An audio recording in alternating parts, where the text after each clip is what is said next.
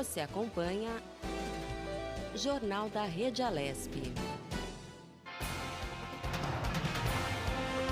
Olá, voltamos com o Jornal da Rede Alesp. Seguimos com mais informações aqui do Legislativo do Brasil e do mundo para você. Vamos às notícias, né, Jeremias? Vamos com mais notícias agora do governo do estado de São Paulo. Com certeza. Começa, Jeremias. O governo do estado entregou uma unidade do programa Creche Escola, a 7ª cesta da atual gestão. A sua construção no município de Lins foi realizada com investimento de mais de 1,7 milhões de reais da Secretaria Estadual da Educação em parceria com a prefeitura local. A entrega foi feita pelo secretário da Educação, Rocieli Soares. A EMEI, professora Tereza Claudete Perim, tem capacidade para atender 150 crianças de 0 a 5 anos. O prédio possui salas pedagógicas, berçários com fraldário e lactário, secretaria, refeitório, banheiros e área de serviço. A unidade também respeita todas as normas de segurança e de acessibilidade. A Diretoria de Ensino de Lins conta com 40 escolas estaduais e mais de 17 mil alunos nos ensinos fundamental e médio. Dentre as unidades, 7 adotam o modelo de tempo integral e oferecem uma grade horária superior a 7 horas por dia. Há ainda uma unidade do Centro de Estudos de Línguas com aulas gratuitas de idiomas. Vamos a uma entrevista aqui do segundo bloco e vamos falar agora com o Reginaldo Nogueira, que ele é economista e professor e faz uma análise econômica no pós-eleição e a retomada da economia para 2021. Muito boa tarde, doutor. Seja bem-vindo ao Jornal da Rede Alesp. Boa tarde, é um prazer estar aqui. Eu queria começar perguntando ao senhor sobre a eleição municipal, né? Finalizada agora em quase todas as cidades, né? E como é que o senhor vê a influência, se vai ser positiva nos investimentos no Brasil? Bem, o principal efeito das eleições municipais sobre a agenda do Brasil de crescimento, nesse primeiro momento, é mais ele retornar uma certa liberdade e funcionamento do legislativo. A gente sabe que no calendário eleitoral brasileiro, nos anos em que nós temos eleições municipais, há uma redução da atividade parlamentar, né, durante esse período eleitoral. Isso foi ainda agravado no momento da pandemia. Então, nós temos uma agenda importante, principalmente relacionada à tributação e controle de gastos públicos na saída da crise do coronavírus, em que nós realmente precisamos resgatar. Então, eu acho que após as eleições, né, o que se espera, e isso obviamente talvez não imediato, mas principalmente a partir do começo do ano que vem, após o recesso legislativo, é a abertura de uma nova janela de um acerto político para o avanço nas agendas de reformas. Reginaldo, né? Bom, agora é boa tarde, né? Obrigada mais uma vez por ter aceito o convite de participar aqui, trazendo informações de utilidade pública e de prestação de serviço para a população. Ô, Reginaldo, me fala uma coisa, de acordo com o índice de atividade econômica do Banco Central, a economia registrou um crescimento de 9,47% em relação aos 3 meses anteriores.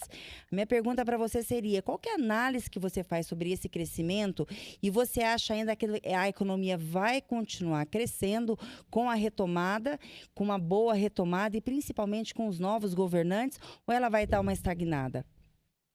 Bom, a economia brasileira passou, como todo o planeta, passou por uma situação extremamente atípica e muito grave no ano de 2020, e isso ficou muito claro, né, à medida que os meses foram se passando. Se a gente recorda, no começo do ano, havia uma expectativa muito positiva para a economia brasileira. Nós havíamos saído ali de um biênio com uma recessão muito severa, que veio de 2015 e 2016.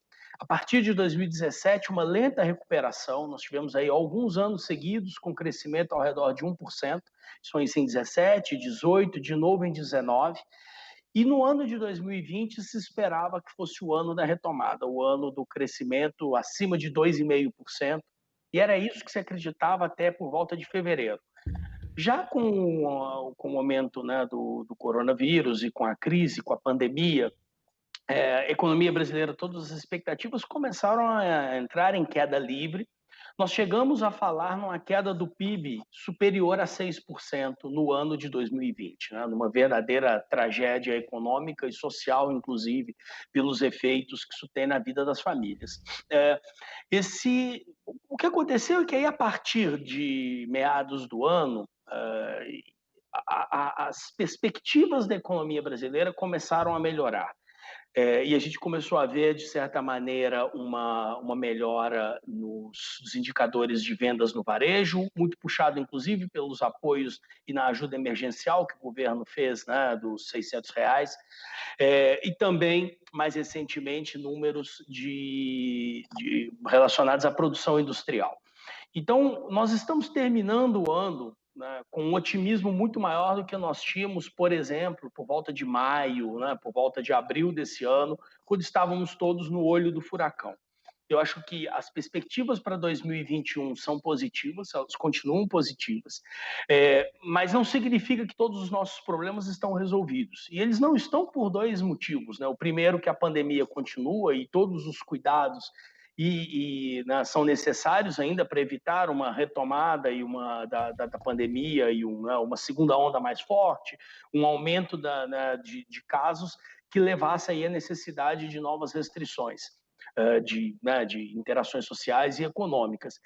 Mas um segundo problema é que nós estamos saindo dessa pandemia com um endividamento público muito elevado, e isso será a tônica de 2021 e dos próximos anos, uma discussão sobre como colocar novamente as finanças públicas nos eixos, e isso sim consiga destravar investimento privado e possibilitar um crescimento de longo prazo sustentável, né? Um crescimento que vá além de uma simples retomada estatística depois de um ano de parada econômica dada a pandemia.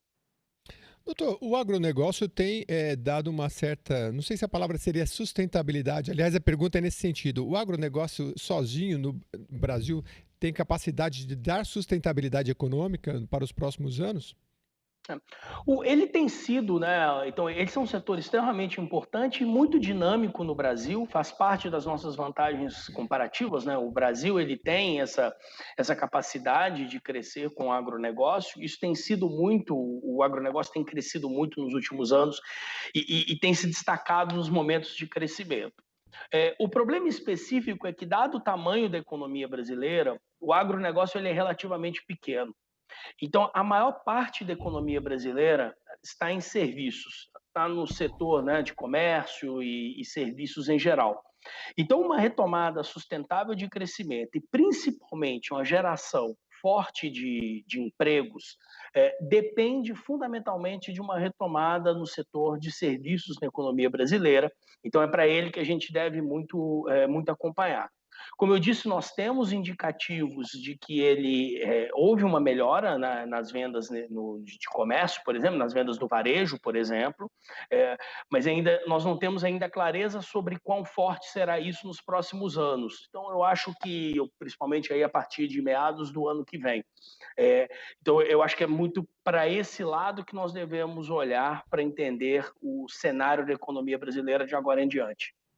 Doutor, eu estava olhando aqui, o senhor possui diversos artigos, né, científicos em revistas nacionais como internacionais sobre as políticas públicas. A pergunta seria, o senhor acha que a crise provocada pelo coronavírus, ela escancarou ainda mais a desigualdade social aqui no Brasil? E qual seria a solução? Olha, o que acontece no momento em que, principalmente quando nós tivemos restrições, né, de interações econômicas e sociais mais intensas, nós acabamos, né, e nós tivemos quarentenas mais severas e restrições mais severas. Isso acabou dividindo a população brasileira, e isso aconteceu no mundo inteiro, mas, né, olhando especificamente no caso do Brasil, isso acabou dividindo a população entre aqueles que conseguiam trabalhar home office, né, que conseguiam manter suas atividades de casa, utilizando tecnologias, como estamos nós aqui agora, né, tendo uma entrevista através de uma plataforma digital. Então, nós temos uma parte da população brasileira que conseguia manter sua renda e suas atividades através desse tipo de plataforma, desse tipo de tecnologia, mas uma outra parte da população que não consegue, que depende da interação social, que depende sair de casa para poder ter seu ganha-pão. Então, acho que isso claramente começou a diferenciar ainda mais num país de muita desigualdade. Isso gerou, de certa maneira, um crescimento, uma aceleração dessa desigualdade. Eu acho que as políticas, né, e se a gente olha, muito das políticas que o governo brasileiro implementou durante a pandemia, elas vão muito na direção do que foi feito nos principais economias, nos principais países do mundo, né? Políticas na tentativa de manutenção de emprego e renda, com apoio principalmente a empresários, né? Com oferta de crédito, com algumas, né, medidas tributárias para fins de redução do custo de empregados, de mão de obra, por exemplo, né? Então, nós temos aí a MP para manutenção de emprego e renda, que foi importante, inclusive, para impedir um aumento mais expressivo do desemprego, e as políticas voltadas a essa população que não tinha como manter, né, a sua atividade econômica durante a pandemia, com os benefícios emergenciais de R$ 600, isso aí também foi uma política importante. Eu acho que políticas de distribuição de renda, né, serão importantes também na retomada. O problema maior é que nós não teremos espaço fiscal, né, recursos no governo para que isso seja numa intensidade maior ou mesmo igual ao que foi nos últimos meses. Nós tivemos aí um déficit fiscal extremamente elevado em 2020, e é natural que tenha sido assim, né? De um lado, a receita do governo caiu devido à queda da atividade econômica, de outro lado, a despesa do governo aumentou com as despesas emergenciais, isso foi importante durante o ano calendário de 2020. Algo nessa direção continuará sendo importante nos próximos anos, mas junto com isso volta esse debate, que eu já disse antes e insisto, que é esse debate sobre como controlar o gasto público, como controlar o crescimento da dívida brasileira nos próximos anos. Eu acho que a discussão sobre a desigualdade ela é relevante, e esse é um problema importante para o Brasil, e ele precisa caminhar lado a lado com as decisões difíceis sobre onde encontrar esses recursos, né? Dado que a gente não vai ter dinheiro para tudo, dado que nós teremos que tomar decisões difíceis aí. Acho que esse é um dos papéis importantes do governo, e que o Congresso precisa participar, é como abrir espaço fiscal para medidas que auxiliem a população tão negativamente afetada pela pandemia, ao mesmo tempo em que controlamos esse crescimento da dívida. Doutor, em relação às reformas, 2 anos de governo Bolsonaro, você acha que tem espaço nos próximos 2 anos para mais reforma, capital político? Eu acho que principalmente o ano que vem. Como eu disse, né, o ano de 2021 ele foi tomado pela pandemia e as eleições municipais. Ele já seria um ano em que, politicamente, a gente sabe que o governo teria pouco espaço para avanço na agenda de reformas pelo próprio calendário eleitoral, né? Então, é natural que nos anos de eleições locais o Congresso volte muito para essa agenda, né, das eleições para prefeituras e para vereadores, mas abre-se novamente uma agenda para 2021. Né? Nós tivemos no ano passado uma aprovação muito expressiva, muito importante, que foi a da reforma da Previdência. Ela abriu efetivamente, né, o potencial de uma economia de gastos para o governo, mas vejam como é a situação, né? Todo o esforço que foi feito na reforma da Previdência do ano passado era para gerar uma economia ao longo de uma década, de 10 anos, de mais ou menos R$1 trilhão. No ano calendário de 2020, devido ao efeito da pandemia, o déficit deve ter sido superior a 900, deve terminar o ano superior a R$900 bilhões. Então, essa é a gravidade da situação que eu acho que todos precisam entender, né? O esforço que foi feito de economia em uma década foi gasto no ano calendário de 2020. Então, isso significa que no ano que vem, nós precisaremos voltar a discutir reforma tributária, priorização dos gastos. Será importante essa agenda para que gere segurança, né, de que a economia brasileira, de que as contas públicas brasileiras estão num caminho sustentável. Doutor, gostaria de agradecer muito a participação no Jornal da Rede Alesp, do economista Reginaldo Nogueira, que mais uma vez colaborou aqui com a gente, traçando um cenário aí econômico pós-eleição. Muito obrigado mais uma vez. Obrigado, foi um prazer, um abraço. Pois é, um cenário aí falando da importância principalmente das reformas, não é, Lilian? Porque principalmente nesse contexto de pandemia, ano que vem aí uma nova administração política aí no âmbito municipal e mais no âmbito federal é preciso, como disse ele, continuar pensando principalmente nessa, não só nas reformas, mas como se vai fazer essas reformas diante do cenário econômico bastante grave que nós devemos enfrentar em 2021. Com certeza, Jeremias. Vamos a mais notícias. O programa Conexão Legislativa da Rede Alesp entrevistou na semana passada o deputado estadual Tenente Nascimento, do PSL, e o pastor e escritor de livros best-seller Tiago Brunet. O programa abordou o ensino domiciliar, o homeschool, com a participação dos conselhos tutelares e também com acompanhamento do governo do estado para que seja feita a avaliação dessa educação, de modo que a criança ou jovem seja preparados para o mercado de trabalho. Jornal da Rede Alesp. E vamos agora a mais uma entrevista e falar agora com o deputado Carlos Gianazzi, do PSOL, que ele nos fala sobre as eleições 2020. Boa tarde, deputado. Obrigado mais uma vez por atender aqui o Jornal da Rede Alesp. Boa tarde, Jeremias, Lilian. Prazer enorme falar com vocês. Deputado, nos fala uma coisa. Ontem no primeiro turno, foram 2 candidatos para prefeito para o segundo turno. O senhor poderia comentar sobre isso? Qual a posição do senhor dessas escolhas que a população teve? Olha, primeiro que nós varremos da cidade de São Paulo a ultradireita, o fascismo. Isso foi importante, né? E, em segundo lugar, que houve uma renovação dos setores progressistas, dos setores mais à esquerda, com a eleição para o segundo turno do Guilherme Boulos e da Luísa Erundina, onde nós temos aí o encontro de 2 gerações.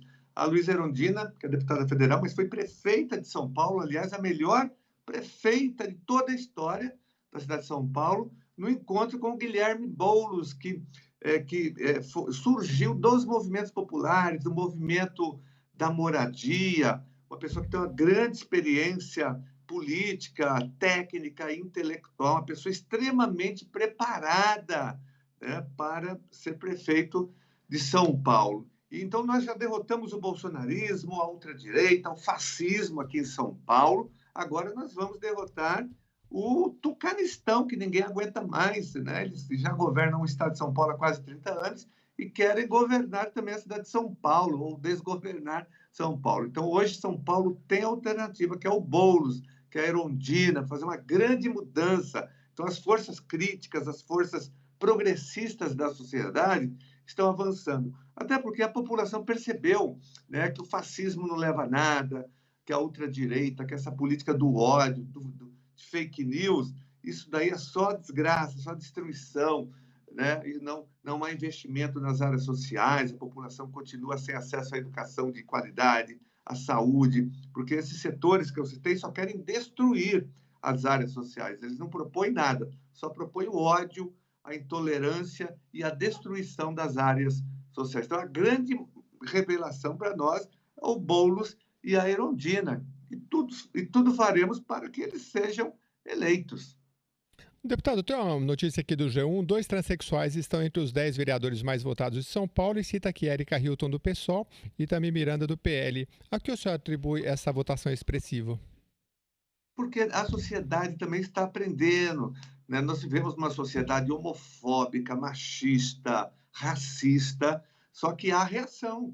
As reações existem, e vários segmentos já começam a ocupar o espaço político. Então, nada mais justo e representativo do que ter mulheres e homens trans na Câmara Municipal representando esse setor que é marginalizado, que é atacado, né? O Brasil é campeão mundial em homofobia. Aqui as pessoas que não são heterossexuais são mortas, são agredidas. Então, a presença, por exemplo, da Érica Hilton, que é uma militante, que é uma pessoa crítica, progressista, uma pessoa combativa que eu conheço, ela é a grande revelação, porque ela não é só trans, ela é uma defensora da causa, ela milita nessa área. Então, ela é a grande revelação hoje da Câmara Municipal, uma mulher trans, negra, da periferia, que faz todos esses enfrentamentos contra a homofobia, contra o racismo, contra a violência em relação às mulheres, a violência de gênero. Ela tem preparo técnico, político, intelectual para estar nessa cadeira. Então, ela é uma novidade importante que vai fazer a diferença nessa luta contra as opressões na cidade de São Paulo, sobretudo contra a homofobia.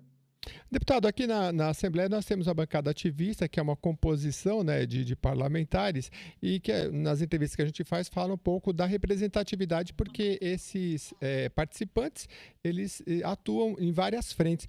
Como é que o senhor vê, principalmente diante da pandemia, da votação do voto da periferia e dessa conexão? Como é que o senhor está vendo nessas eleições?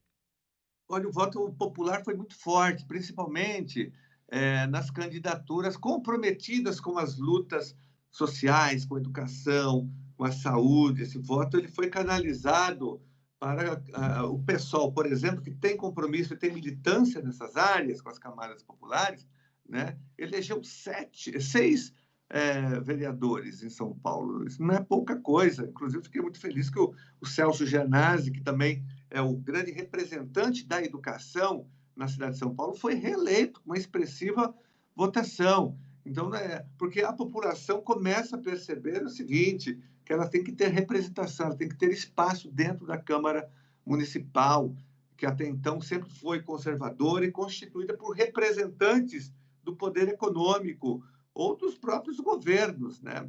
E isso mudou agora nesse quadro. Nós temos uma bancada forte, que vai fazer a diferença, uma bancada realmente que não tem vergonha de dizer que é uma bancada de esquerda e comprometida com todas essas lutas sociais.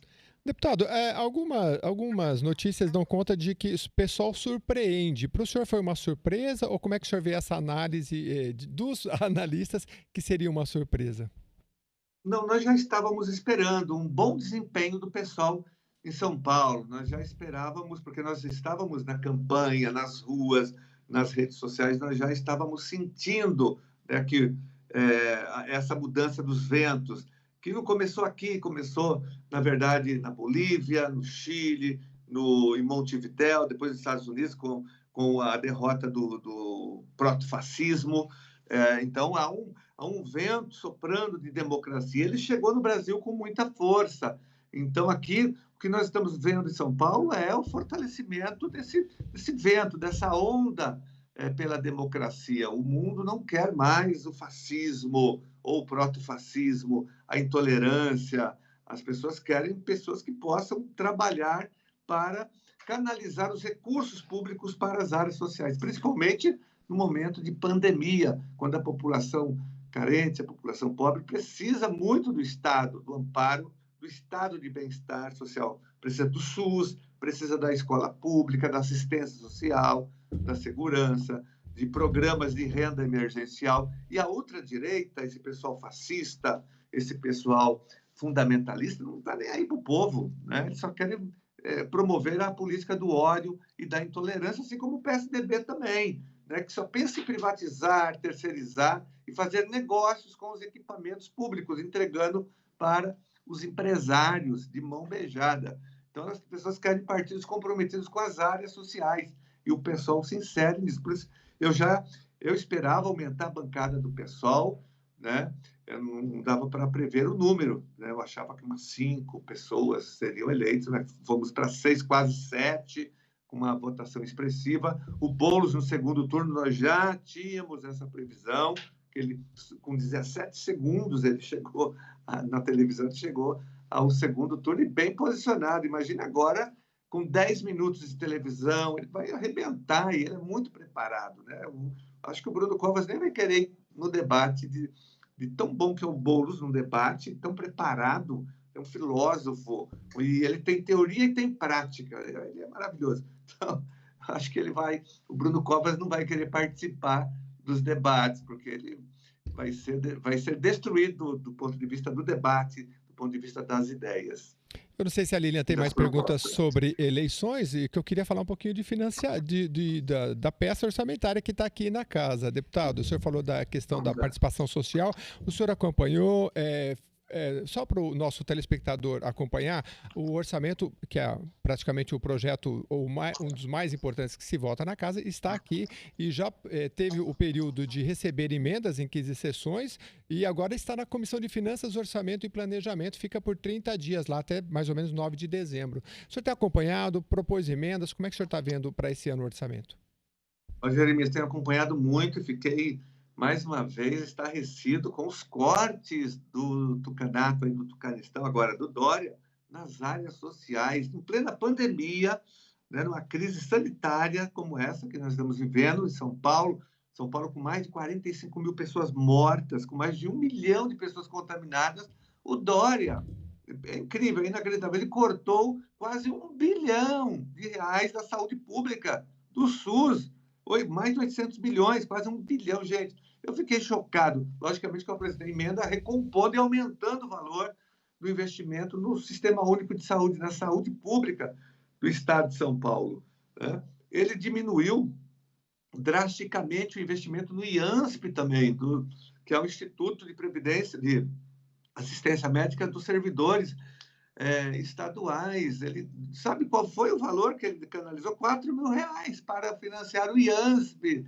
Um absurdo isso daí. Então, é um orçamento antissocial contra os trabalhadores e as trabalhadoras. Aumentou a verba de publicidade para fazer propaganda do governo dele, né? Diminuiu as verbas em áreas estratégicas, inclusive de algumas fundações e instituições que ele queria extinguir no PL 529, que já foi aprovado, mas que nós tiramos. O Oncocentro, ele diminuiu o orçamento do Oncocentro, da FURP, do ITESP, ele cortou o recurso do ITESP, que tem uma função importante no nosso Estado. Então, eu digo que esse orçamento ele é antissocial e antipopular e antidemocrático, porque não ouviu a população, ele não atende os interesses e as necessidades da população, atende os interesses do governo, né? Não mexendo na questão da política de desoneração fiscal, vai continuar canalizando dinheiro para os grandes empresários através das isenções ou semi-isenções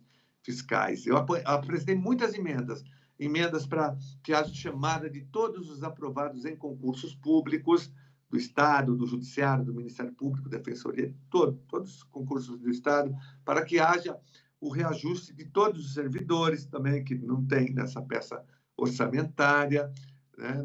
Enfim, eu apresentei muitas emendas, inúmeras emendas para cada área, recompondo esse orçamento para que ele seja um orçamento que atenda às necessidades da população em todas as áreas. Deputado, nós demos uma notícia aqui pela manhã, queria que o senhor rememorasse que me parece que na sexta-feira o senhor na tribuna falou de uma decisão da Justiça em uma cidade do interior, não tem agora em mãos, mas que foi uma reversão aí me parece que de um decreto, né? O senhor podia comentar um pouquinho? Decreto? Sobre o funcionalismo público que teria revertido uma decisão federal, né? Bom, mas de qualquer forma vem ao encontro do que o senhor citou aí para a gente dos investimentos. Nesse caso, uma notícia sobre o pagamento do funcionalismo, que é uma decisão que ainda pode ser revertida, né? Bom, deputado, fique à vontade aí pelas suas considerações finais. Estamos aí agora rumo ao segundo turno das eleições. Eu não sei se o partido do senhor vai disputar ainda no segundo turno, mas eu queria deixar o senhor à vontade aí para as considerações finais, por favor. E vamos sim, eu sou do PSOL e nós vamos disputar aqui o segundo turno na cidade de São Paulo. Em Poá também, o nosso candidato foi para o segundo turno, e aqui em São Paulo nós vamos, com certeza, eleger o Boulos e a Erundina. O Boulos vai ser o novo prefeito da cidade de São Paulo, vai fazer uma grande revolução, uma grande mudança na cidade, invertendo todas as prioridades para a periferia, colocando a periferia no centro, né?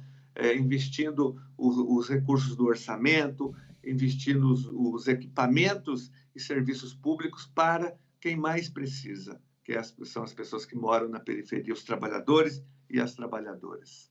A produção me passou aqui, me parece que é o 537, eu acho que é um decreto que fala do congelamento dos salários dos servidores. É a isso que eu me referia. Não, isso é ilegal, né? Nós estamos entrando com ação, não pode congelar salário, isso é um absurdo total, né? Porque o Bolsonaro já está fazendo isso, o Dória, então nós temos que reagir a qualquer ataque aos salários dos trabalhadores e trabalhadoras. Muito bem. Lília, mais alguma questão? Não, só escutando hoje você entrevistar. Pois é, deputada, a gente agradece muito a sua participação, parabéns, e estamos aqui no Parlamento Paulista. Não sei se nessa semana já tem alguma previsão, né, da votação no plenário, se tiver, mas a gente está aqui, se eu quiser, amanhã já participa de novo com a gente. Muito obrigado, viu? Muito obrigado, um abraço para vocês.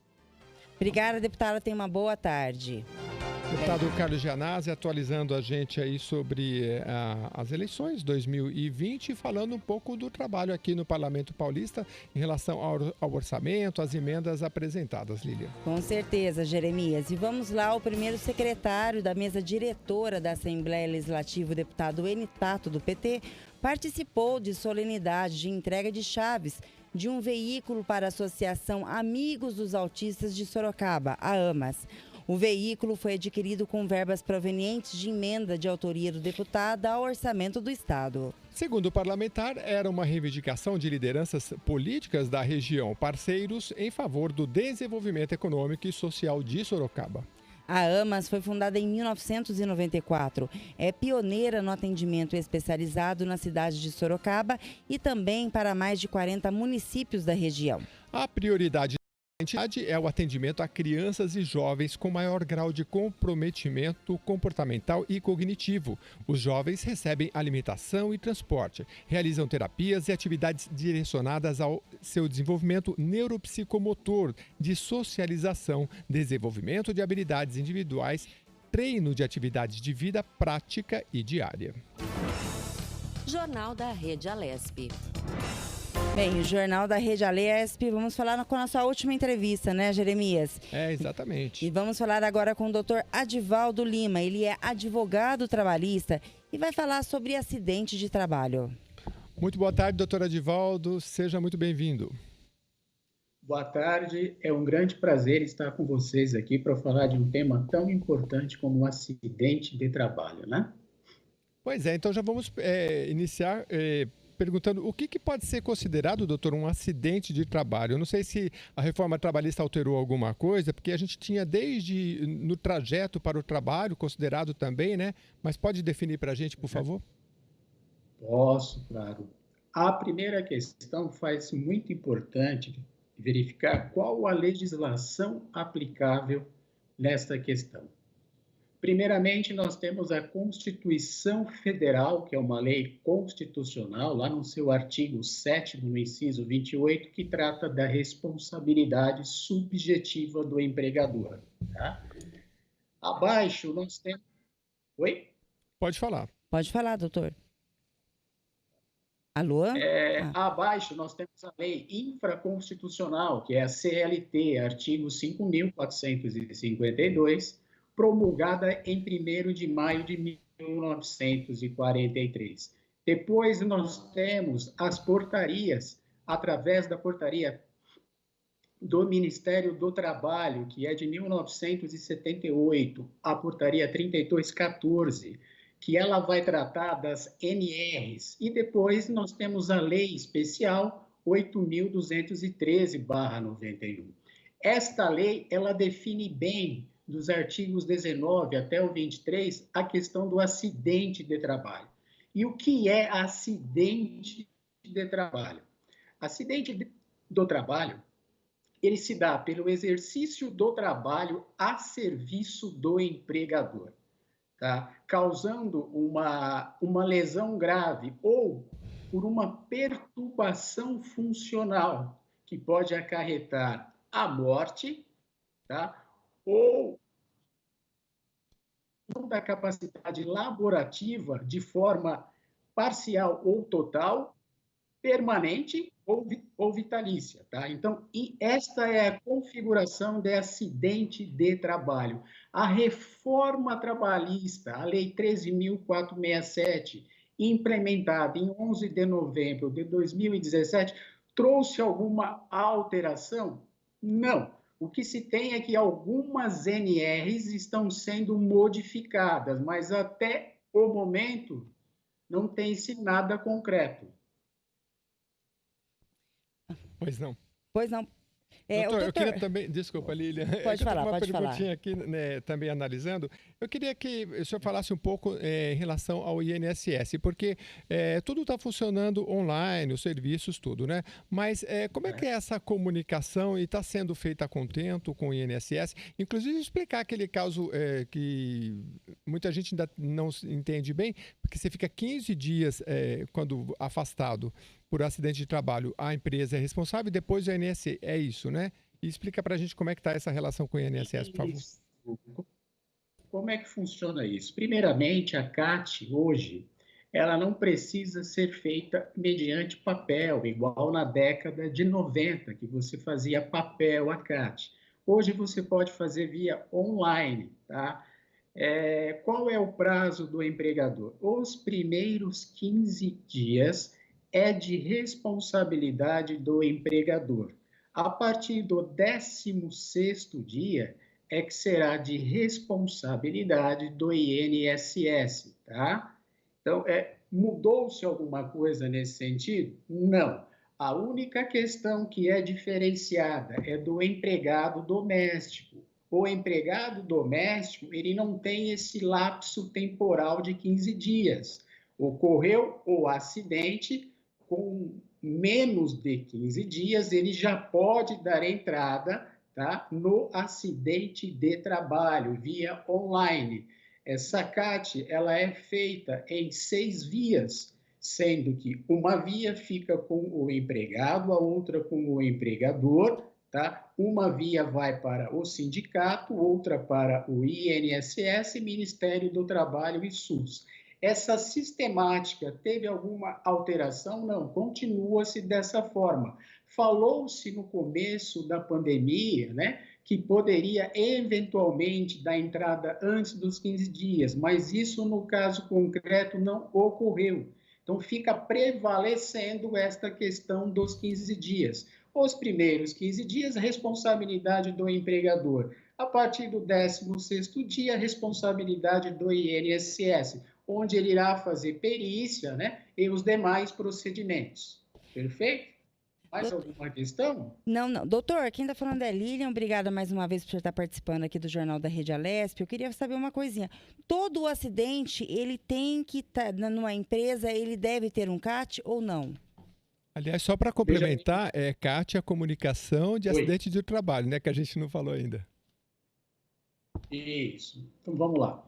Todo acidente que ocorre dentro de uma empresa deve ser aberto a CAT? Sim, Lilian, independente se haverá afastamento ou não. Tanto é que no campo da CAT você deve assinalar com afastamento ou sem afastamento, tá? Houve acidente, é dever do empregador emitir a CAT. Em muitos casos, por experiência própria, tá? Quando é um acidente leve, de baixo grau, via de regra, as empresas não emitem a CAT. Por que não emitem a CAT? Porque quanto maior o número de acidente do trabalho, aumenta, tá, a sua contribuição para o INSS.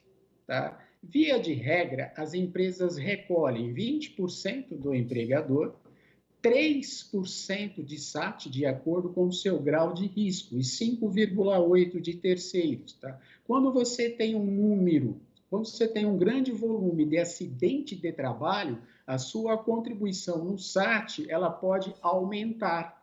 Então, com isso, acarretará o seu aumento da contribuição previdenciária. Por isso que muitos empregadores relutam para emitir o CAT, tá? Agora, é de responsabilidade do empregador. Se, porventura, o empregador se recusar a emitir o CAT, o que o funcionário deve fazer? Primeiro, é de responsabilidade do empregador, fato.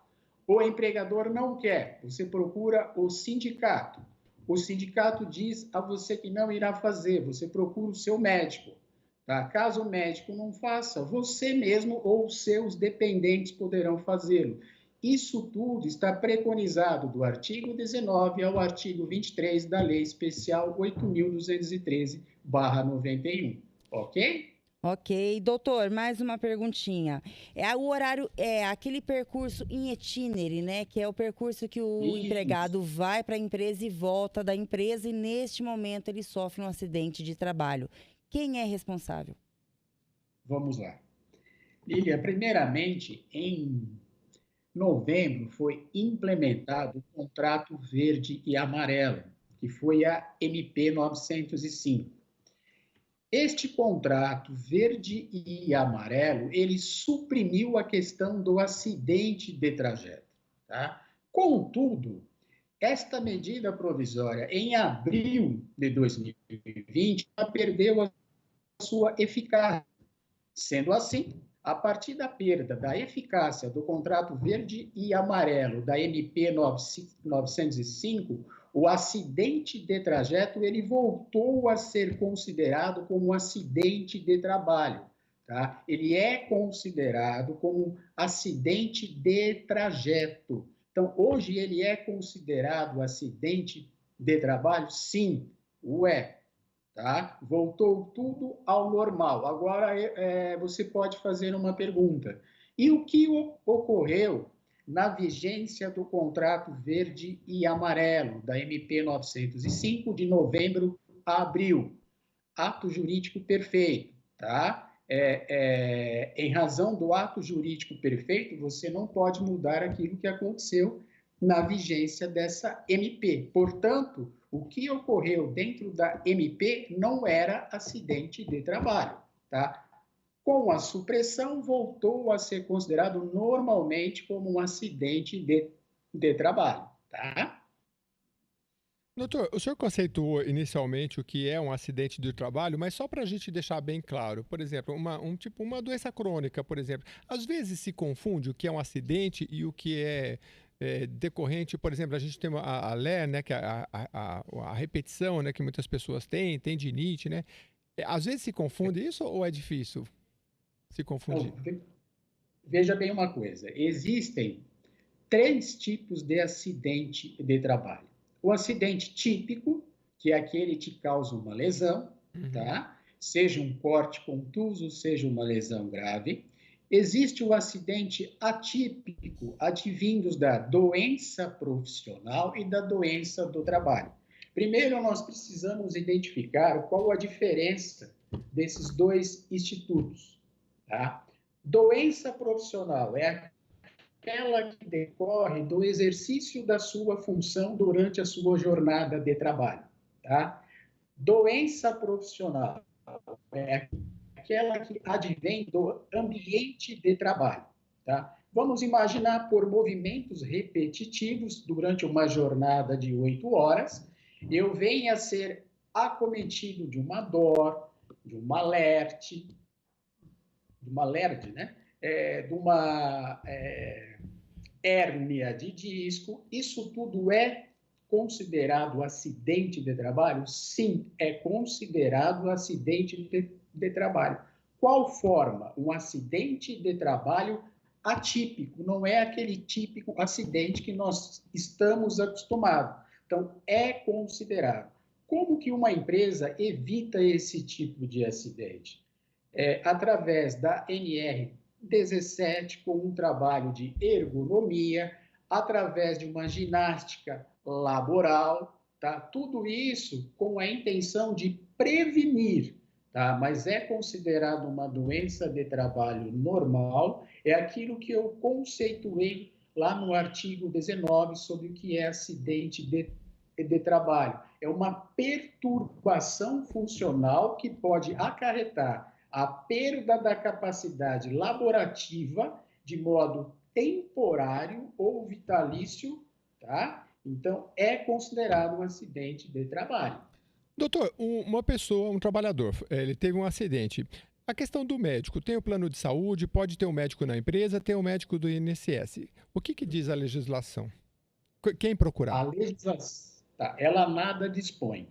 O empregador depende do plano de assistência médica que ele possui e a questão contratual, via de regra, em razão de mais de 35 anos ter atuado como gerente de recursos humanos, as empresas não possuem um tratamento para essa questão de acidente de trabalho dentro do seu estabelecimento. Como funciona isso? Você é obrigado a encaminhar o seu empregado para o SUS, tá? Neste primeiro momento, tá? Ele é encaminhado para o SUS para o primeiro atendimento.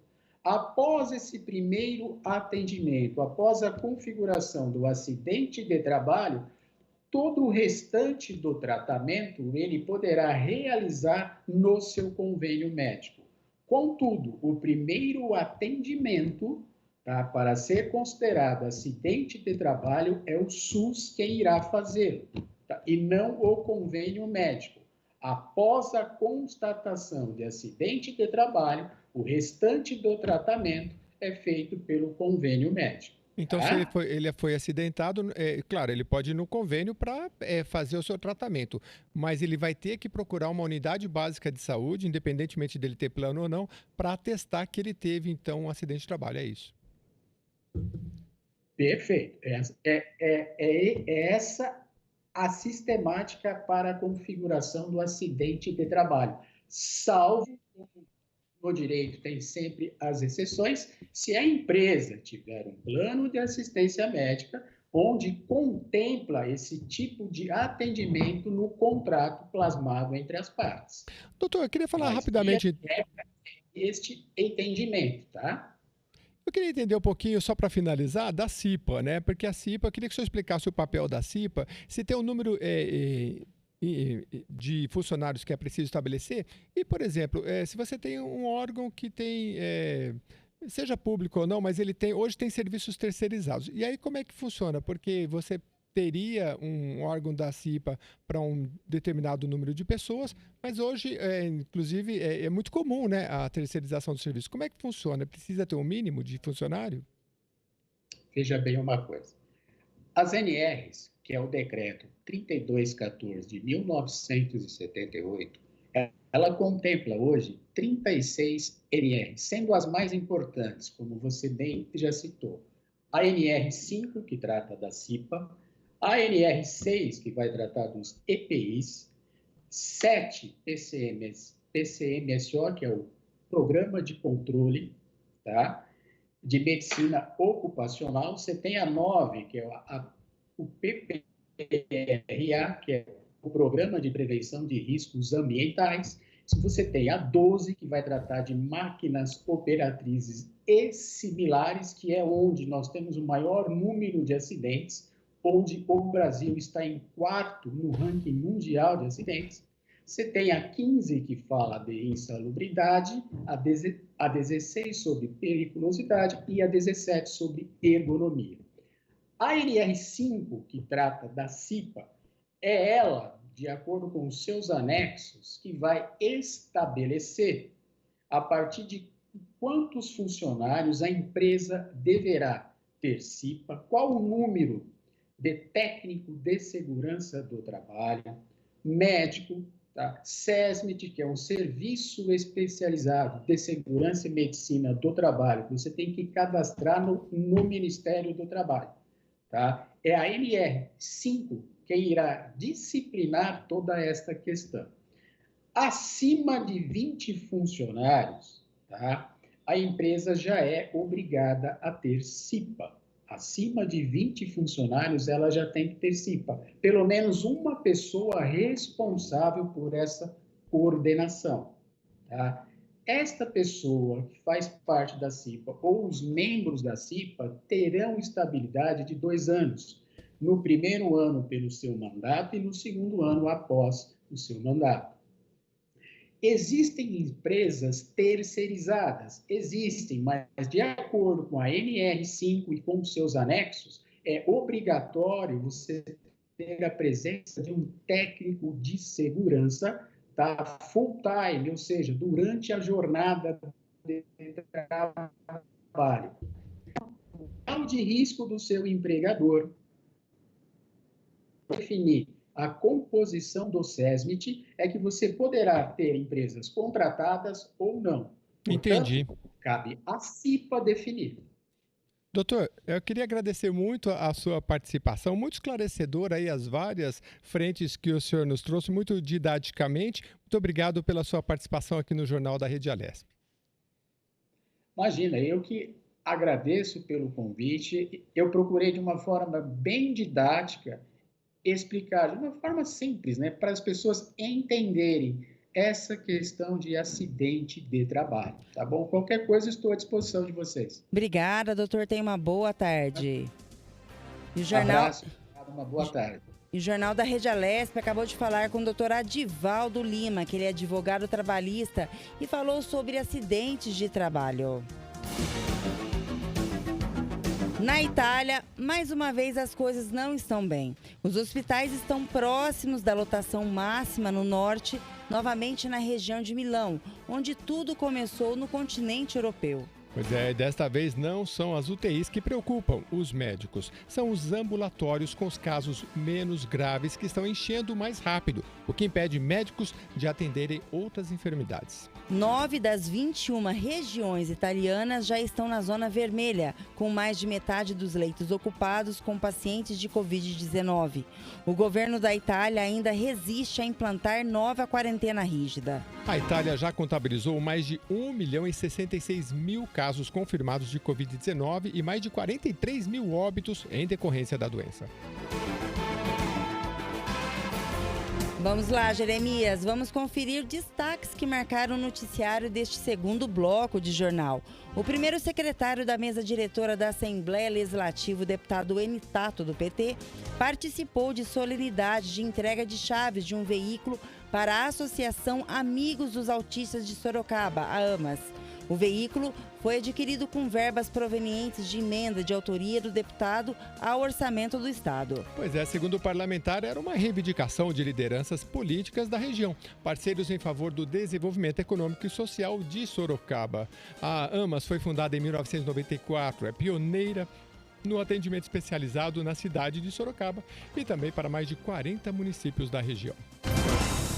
Jornal da Rede Alesp.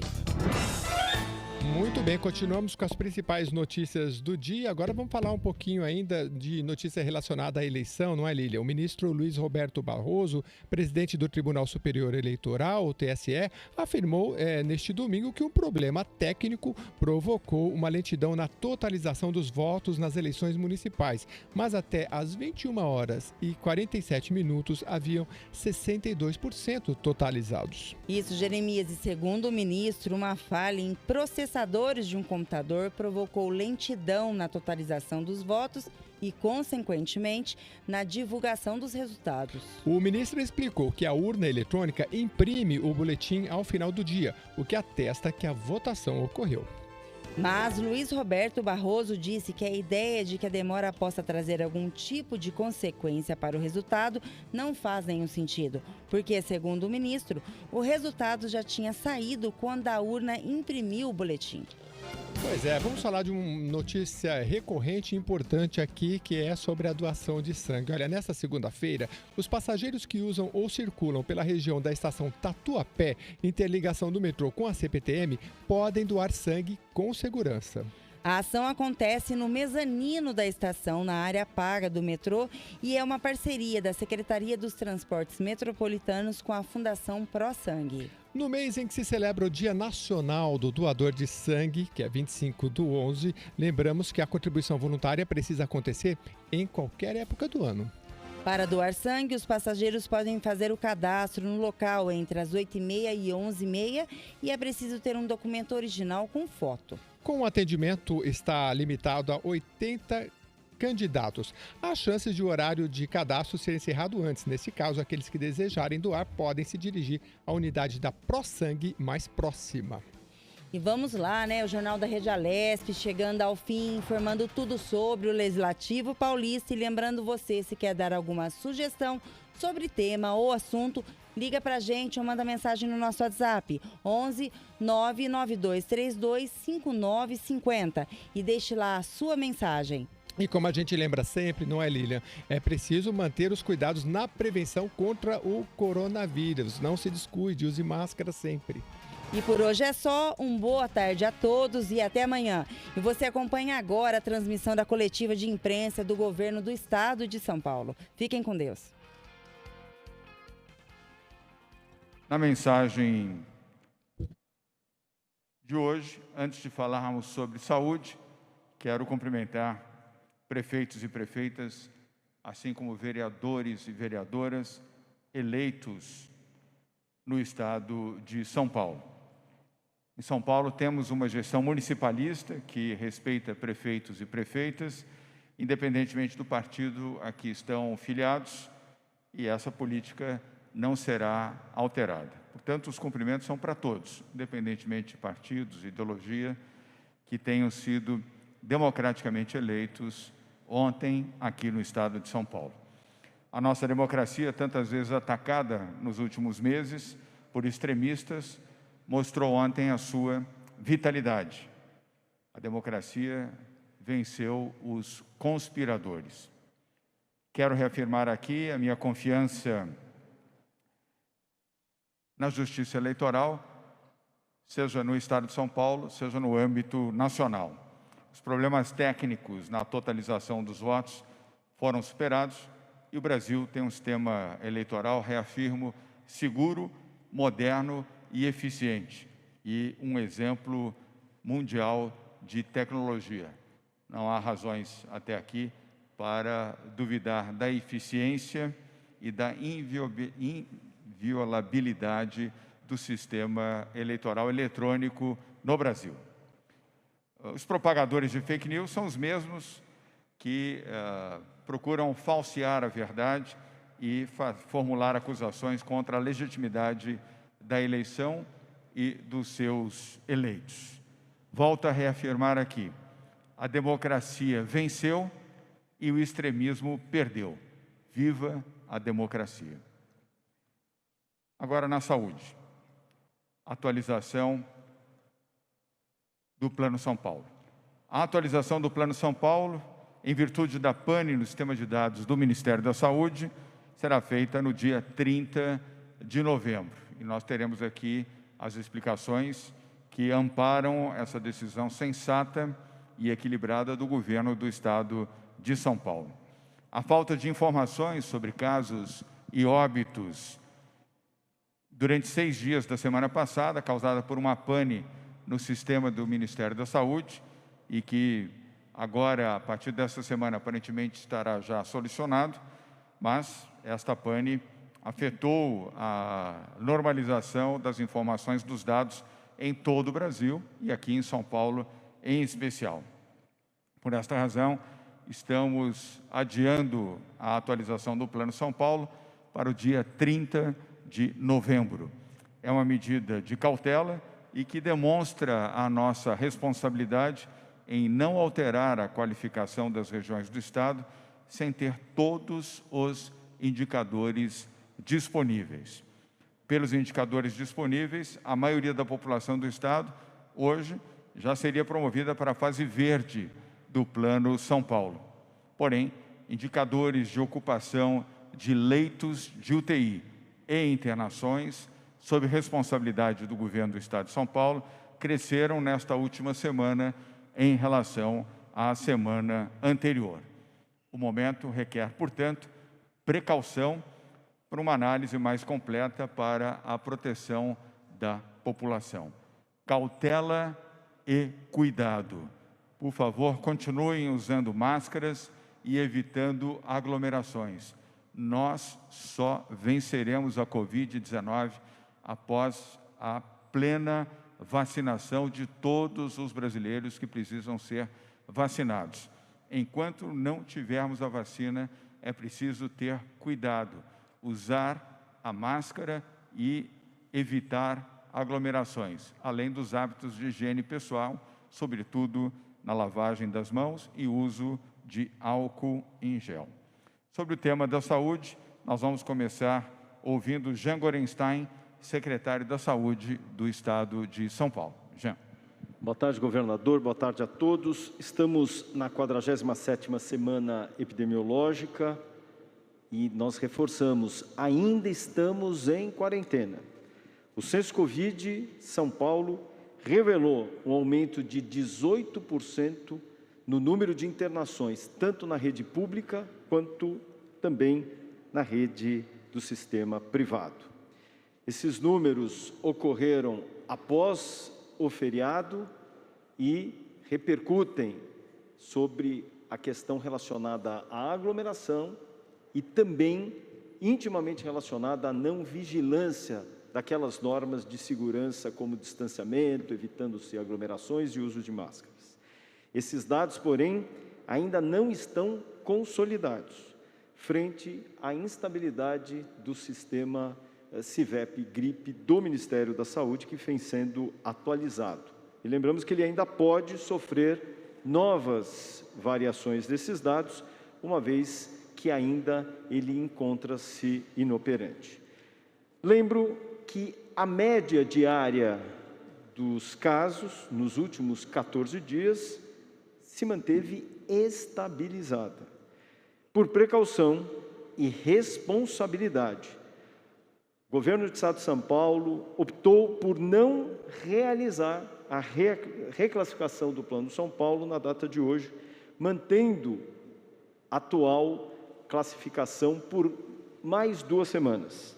E é importante lembrar que essa medida, ela visa não só a transparência, como principalmente a segurança da população, para que haja uma melhor análise dos índices da saúde, análises essas que estarão sendo feitas de uma forma muito cautelosa, especialmente em relação a 2 números, tanto o número de óbitos quanto o número de casos para cada 100 mil habitantes, de uma forma muito mais consistente. É ela que vai permitir que estratégias possam vir a ser tomadas.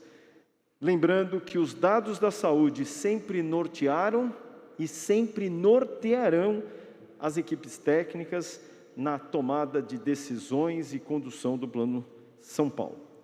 A circulação de pessoas com menor restrição no faseamento verde passaria, então, a trazer problemas caso esses índices tendessem a uma elevação já nesse momento. Nós, governador, sempre pedimos um apoio da população para que nós tivéssemos o sucesso do Plano São Paulo. E o sucesso do Plano São Paulo não é pelos governantes, é pela população que ficou na sua casa, se restringiu da sua circulação, do contato entre aqueles que mais amava, para que dessa forma se protegesse do vírus. Nós não podemos fazer com que o cansaço que temos hoje frente às medidas sanitárias de distanciamento possam ser maiores do que o medo e o risco do próprio vírus. Nós temos que manter todas as regras sanitárias, evitando as aglomerações. Governador, se nós tivermos índices aumentados, seguramente medidas muito mais austeras e restritivas serão realizadas, no sentido de continuarmos a garantir vidas. É assim que o faremos. Por favor, o primeiro slide. Aqui nós temos esses dados que são compilados exatamente do sistema da Secretaria de Estado de Saúde, junto com a coordenação do controle de doenças, que é coordenado pela doutora Rejane de Paula, que mostra que a média diária de novos casos se manteve estável em relação às últimas semanas epidemiológicas. Na verdade, em relação à última semana epidemiológica, e já esboçando queda em relação à 44ª semana. Próximo, por favor. Número de óbitos se manteve estabilizado em relação à 45ª e 46ª semana. E, por favor, o próximo. O número de internações, como dissemos, sofreu esse incremento e ele impacta exatamente 2 aspectos. Um relacionado ao próprio feriado, como disse, em que todas as aglomerações passaram a acontecer, festas aconteciam sem a menor proteção e risco, e dessa maneira esse já é um pequeno esboço daquilo que virá se nós não tivermos responsabilidade. Muito obrigado. Muito obrigado, Jean Gorenstein. Ainda no tema do Plano São Paulo, vamos ouvir agora a Patrícia Ellen, secretária de Desenvolvimento Econômico, Ciência e Tecnologia. Patrícia. Muito obrigada, governador. Bom, vamos trazer aqui alguns pontos bem importantes sobre a metodologia do Plano São Paulo. Primeiro, na própria página aqui do Plano São Paulo, no site do governo federal, quando nós apresentamos o Plano São Paulo, nós relembramos que existem 5 indicadores que compõem a avaliação do plano. De um lado, nós estamos sempre acompanhando a capacidade do sistema de saúde para garantir que todos e todas sejam atendidos. De outro, a evolução da pandemia. Nós avaliamos taxa de ocupação de leitos, quantidade de leitos disponíveis a cada 100 mil habitantes. Também avaliamos casos, internações e óbitos. Tivemos um ajuste importante no Plano São Paulo alguns meses atrás, onde também passamos a olhar não somente a variação percentual de casos, internações e óbitos, mas também o número absoluto a cada 100 mil habitantes. É um indicador muito recomendado por especialistas, que nós colocamos ali metas para verificarmos o avanço e a redução da pandemia. Então, esses indicadores são utilizados com total transparência, acompanhados com vocês aqui. E existe um ponto importante nos indicadores, que é esse acompanhamento a cada 14 dias. Então, variações de um dia para o outro, elas criam uma instabilidade no sistema, e por isso que essa variação de acesso à informação da última semana, do site do governo federal, nos trouxe um desafio para ter uma análise completamente precisa da pandemia. Na próxima página, nós trazemos os dados que o secretário Jean trouxe. Esses dados são precisos. E eu queria lembrar que são dados do governo estadual, do Censo Covid, que foi criado para acompanhamento da pandemia, com um trabalho exemplar aqui da doutora Rejane, com membros da Secretaria de Saúde, médicos dedicados também do sistema Proasa, que viabilizaram essa informação. Porque essa informação não depende desse link federal, então, com isso, nós estamos acompanhando a pandemia no que diz respeito a internações. E o que nós verificamos, esse slide o secretário Jean já apresentou, eu só queria destacar um ponto aqui com a avaliação pelo ângulo do Plano São Paulo. Nas últimas semanas, desde a semana 42, ali no meados de outubro, nós estamos verificando internações, abaixo de 30 internações a cada 100 mil habitantes. O patamar, para termos estabilidade na fase verde, é de 40 internações a cada 100 mil habitantes. Lembrando que no pico da pandemia, os nossos números eram acima de 50 internações a cada 100 mil habitantes, aí nessas médias de 14 dias, chegando em alguns lugares a 60, 70 internações a cada 100 mil habitantes. Então, estamos numa fase controlada, mas estamos sendo extremamente cautelosos, porque registramos sim, nessa última semana, com dados que fechamos no fim de semana, esse aumento de internações de 18% na última semana, que apesar de não mudar a avaliação do Plano São Paulo, se tivéssemos classificação hoje, estaríamos colocando quase 90% da população na fase verde. Então, por essa variação, estamos aguardando aqui mais 2 semanas, e além dessa variação, nós temos um desafio adicional, que aí sim são os dados que nós dependemos do governo federal. Na próxima página, concretamente, esses são os dados que nós temos aqui para a capacidade hospitalar, para a evolução da pandemia no estado de São Paulo e em cada região. Os dados que estão em verde ali em cima, ocupação e leitos, nós temos total clareza e estabilidade dos números com acompanhamento direto que é feito pelo Estado. Os dados de internações que estão em amarelo são os que eu mencionei agora. Nós estamos monitorando esses dados diariamente através dos bancos de dados do governo estadual, mas por causa dessa variação da última semana, nós acreditamos ser melhor, sermos mais cautelosos para fazer a atualização daqui a 2 semanas. Mas o último ponto que nos restringe, de fato, a termos daqui a 2 semanas, é que os dados de casos e de óbitos somente se estabilizarão, de acordo com o pronunciamento do governo federal, hoje. Então, se contarmos de hoje até a próxima atualização para que façamos de uma forma segura, nós precisamos de 14 dias e, por isso, a recomendação de realizarmos a próxima atualização no dia 30 de novembro. Lembrando que é uma decisão cautelosa, mas que a variação de internações fica como sinal de alerta para todos nós, para reforçarmos os protocolos de controle, higiene, distanciamento e isolamento social para os grupos de risco. Para finalizar, governador, eu queria passar a palavra para o doutor Medina, que vai falar um pouco sobre a questão de como os nossos dados se comparam com o resto do mundo. Porque às vezes a gente vê como estamos comparando aqui e algumas conclusões precipitadas de onde estamos versus o resto do mundo também confundem um pouco a população. Eu volto a dizer, o Plano São Paulo é um plano de gestão e convivência com a pandemia. Vamos voltar aqui, sim, se for necessário, endurecer as medidas e levar alguma região para o vermelho, independente de aguardarmos a reclassificação. E esses 14 dias são o mínimo necessário, sabendo que a partir de hoje estamos contando com a confirmação do governo federal, que garantiu que os dados estariam estabilizados a partir de hoje. Muito obrigada. Obrigado, Patrícia. Vamos então ao José Osmar Medina, nosso coordenador do Centro de Contingência do Covid-19. Obrigado, governador. Obrigado, Patrícia. Aqui nós fazemos uma comparação, mostrando a nossa preocupação com o que está acontecendo nos outros países e o que pode vir a acontecer também no nosso país. Uma comparação de novos casos por dia, por 100 mil habitantes, que está no eixo vertical, em função dos meses onde ele aconteceu, que está no eixo horizontal. Então, no primeiro, nós observamos dados do estado de São Paulo, que mostra uma subida, depois alcançou um platô, e uma redução, depois de alcançar o platô no mês de julho, de 40% no número de novos casos por dia.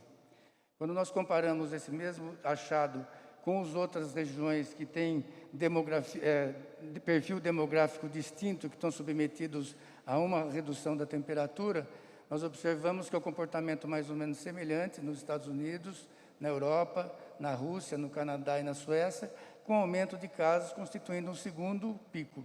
E a dimensão desse segundo pico, ele varia de país para país, em função do perfil demográfico do país e também do comportamento do país.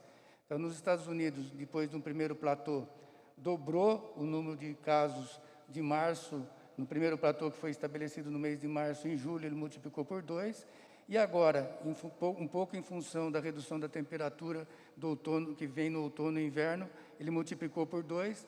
Na semana passada, teve 140 mil casos por dia, mais de 140 mil casos por dia nos Estados Unidos, mais de 1.000 óbitos por dia.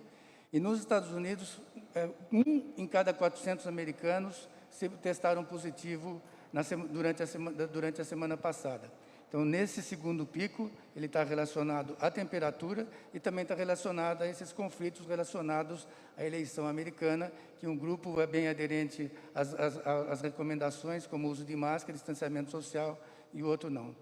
Na Europa também aconteceu a mesma coisa, nós tivemos um pico que foi muito menor do que esse pico atual, tomaram uma série de medidas, vários países fizeram lockdown no primeiro pico, houve uma redução importante do número de casos, mas ficou uma base grande de casos, e a hora que flexibilizou os cuidados e a temperatura caiu, multiplicou por 10 o número de novos casos diários na Europa. Na Rússia, o número de novos casos multiplicou por 2, e no Canadá, que está na mesma região dos Estados Unidos, ele multiplicou por 2,5 vezes o número de casos entre um pico e o outro. Lembrando que existe uma diferença muito grande entre a densidade demográfica no Canadá e nos Estados Unidos, e também a adesão do canadense aos cuidados e recomendações do uso de máscara e isolamento social é muito maior do que nos Estados Unidos. E na Suécia, que é bastante curioso, né, a pandemia tem uma série de mistérios, uma série de situações inesperadas. A Suécia ela não colocou restrições quando aconteceu a primeira onda. A primeira onda na Suécia foi semelhante àquilo que aconteceu nos outros países da Europa, até um pouco mais intensa. E agora, na Suécia, tem 50 novos casos por 100 mil habitantes por dia, o que comparando com as outras regiões que eu mostrei aqui, o maior índice. Então, nós estamos chamando bastante atenção para essa situação, que no estado de São Paulo, graças ao Plano São Paulo, o número de casos está decrescendo, ou decresceu e tem um platô agora. Nós temos que tomar muito, muito cuidado, entender que aqui nós não temos essa variável ou esse fator inverno como uma causa de aumento, aumento dos indicadores da pandemia, mas nós temos que tomar muito cuidado porque as pessoas estão flexibilizando muito. O movimento de pessoas na rua, o movimento de pessoas sem máscara, até o movimento relacionado à campanha eleitoral, ela pode trazer algum prejuízo e ter uma estabilidade ou então um aumento no número de casos no estado de São Paulo. Então, nós estamos analisando e ligado no que está acontecendo no mundo, o que está acontecendo no estado de São Paulo e também o que está acontecendo no Brasil, que é semelhante ao que está acontecendo no estado de São Paulo e em alguns estados até com uma intensidade maior. Obrigado, Medina. Antes de seguirmos para as perguntas, queria agradecer a presença do general João Campos, secretário de Segurança Pública do Estado de São Paulo, e cumprimentá-lo, general. Tivemos eleições em clima de normalidade em todo o Estado de São Paulo, com a presença de mais de 70 mil policiais militares, além da mobilização da Polícia Civil, drones, e tudo correu em paz e harmonia. Parabéns, general. Quero destacar aqui aos jornalistas, antes de iniciarmos as perguntas, os gráficos, aliás, que foram apresentados aqui pelo Dr. Medina. Uma demonstração clara do efeito e do equilíbrio do Plano São Paulo no âmbito do controle da Covid-19. Observem ali, vamos colocar, dá para colocar de novo ali o mapa, o anterior. Foi o último slide apresentado pelo Dr. Medina. Vamos colocar aqui na tela. Vocês observem que o desempenho do Estado de São Paulo foi muito superior ao desempenho da Suécia, do ponto de vista de controle da pandemia, apenas para utilizar uma referência, que, aliás, foi utilizado por muitos como uma excepcional qualidade no controle da pandemia na Europa. Os números de São Paulo foram números substancialmente melhores, inclusive, que a média dos casos na Europa. Uma demonstração clara de que nós aqui acertamos ao realizar o programa de quarentena, denominado Plano São Paulo, com as ações regionalizadas e não uniformizadas, e também as medidas acautelatórias, recomendando a obrigatoriedade do uso de máscara. Foi o primeiro estado do Brasil a tornar obrigatório o uso de máscara. Para que vocês que estão nos assistindo agora tenham como referência, a Inglaterra só adotou o uso obrigatório de máscaras 4 semanas depois de termos adotado aqui em São Paulo, no Brasil. Também, ao lado do Rio de Janeiro, fomos o primeiro estado a decretar quarentena, mesmo diante de todos os protestos e incompreensões, fizemos o que o Centro de Contingência do Covid-19 nos determinou e acertamos ao seguir a voz e a orientação da ciência. E ficamos felizes também, e aí eu concluo, de ler no discurso do presidente eleito dos Estados Unidos, Joe Biden, feito na quarta-feira da semana passada, onde ele classificou que nas suas primeiras medidas, ao tomar posse como presidente dos Estados Unidos da América, será a constituição de um grupo científico de médicos, infectologistas, epidemiologistas, para a orientação do governo americano com relação ao controle da pandemia. Bem, vamos agora à relação das perguntas, começando com a Rádio Bandeirantes, na sequência TV Cultura, a Agência F, espanhola, a Rádio Jovem Pan, o SBT, a Rádio Capital e, finalmente, a TV Globo, Globo News. A todos, mais uma vez, muito obrigado por estarem aqui presentes, os que estão fazendo perguntas, os que não estão e os que virtualmente acompanham esta coletiva. Mayra, boa tarde, muito obrigado pela sua presença mais uma vez. Sua pergunta, por favor. Bom, boa tarde, governador, boa tarde a todos. Se esse aumento de internações realmente se confirmar, eu queria saber se o governo de São Paulo está preparado para lidar aí com uma possível alta, mesmo com os hospitais de campanha fechados. E sobre as eleições, governador, eu queria um comentário do senhor sobre o resultado do primeiro turno aqui na capital e também sobre a declaração do candidato Guilherme Boulos, que ontem disse que competiria com o senhor no segundo turno. Obrigada. Obrigado, Mayra. No primeiro tema da saúde, responde Jean Gorenstein, secretário da Saúde. Na sequência, responderei a segunda pergunta. Jean. Mayra, nós, no estado de São Paulo, mais do que duplicamos o número de unidades de terapia intensiva, disseminamos quase 3.000 respiradores para todos os 645 municípios e quando os hospitais de campanha foram desmontados e os seus instrumentos foram recolocados em outros hospitais da rede pública, nós fizemos essa estratégia sempre baseada em dados de saúde. Mas, de toda forma, nós não fizemos uma desmobilização muito mais rápida, conforme os próprios números nos permitiam, exatamente imaginando que, se nós tivéssemos qualquer movimentação mais abrupta, isso poderia impactar numa eventual desassistência. Isso não aconteceu, nenhuma pessoa deixou de ser qualificadamente atendida na rede hospitalar. E não o será, mesmo que nós tenhamos um incremento do número de casos. Lembrando que nós estamos testando de forma muito mais precoce, o número de síndromes gripais estão sendo absolutamente monitoradas para que nós não deixemos as pessoas agravarem a sua condição clínica, necessitando internação ou venham, infelizmente, a falecer, e assim como já instituindo de forma muito mais precoce as medidas de isolamento em todos aqueles que estão ao seu entorno. Mário, em relação à colocação feita ontem, eu assisti, pelo candidato Boulos à Prefeitura de São Paulo, eu recomendo que ele se concentre naquilo que ele deve, ou seja, a Prefeitura de São Paulo. Ele não está disputando o governo do Estado de São Paulo, e sim a Prefeitura do Estado de São Paulo. Se alguém entra numa eleição para disputar a Prefeitura de São Paulo, pensando no governo de São Paulo, tem mais chances de perder do que de ganhar. Vamos agora à segunda pergunta, da Maria Manso, da TV Cultura. Maria, chegou ao microfone. Boa tarde. Sua pergunta, por favor. Boa tarde. Eu tenho ouvido muito as pessoas falarem, comentarem, escreverem nas redes, eu estou ficando com medo. É isso mesmo? As pessoas têm que voltar a ter medo da Covid?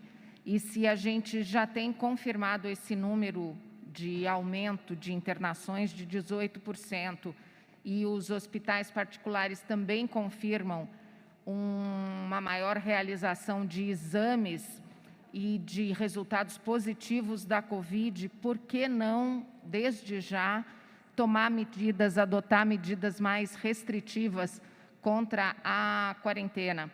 E uma outra questão, o doutor Gonzalo Vecina também fez um comentário hoje cedo no jornal Estado de São Paulo sobre uma nova tentativa do governo de São Paulo de reduzir os recursos da FAPESP. Como é que o senhor responde a isso, por favor? Bem, no conjunto, sobre a última questão, responderá a Patrícia Ellen. E sobre o tema do medo da Covid, eu vou pedir ao João Gabardo, com comentários ou do Jean Borenstein ou do Medina, mas, Maria Manso, eu queria dizer que as pessoas devem ter medo da Covid. Como é que alguém pode, diante de uma pandemia, não temer aquilo que pode levá-la à morte? Eu desconheço esse sentimento de alguém que não tema um vírus que possa levá-lo à morte. Portanto, as pessoas devem continuar temendo. E como evitar a Covid? Usando máscara, fazendo distanciamento social, não participando de aglomerações, nem em bares, nem em festas, nem em clubes, nem em calçadões, nem na praia. Até a chegada da vacina, as pessoas precisam se proteger, porque estão sujeitas a contrair o vírus, e ao contrair o vírus, correm o risco de morte. Portanto, mantenha o seu medo e transforme medo em precaução. Use a precaução para se proteger, proteger os seus familiares e garantir a sua vida, a vida das pessoas que você mais gosta. Gabardo. Boa tarde, governador. Boa tarde aos que acompanham essa coletiva. Os indicadores que foram mostrados aqui pelo secretário, pelo doutor Medina, apontam simplesmente para que, nesta última semana, nós tivemos um aumento no número de internações. É real esse aumento do número de internações. Foi de 18%. Pequenas variações, se nós compararmos o incremento na rede pública, comparando com a rede filantrópica e comparando com a rede privada. Isso significa o quê?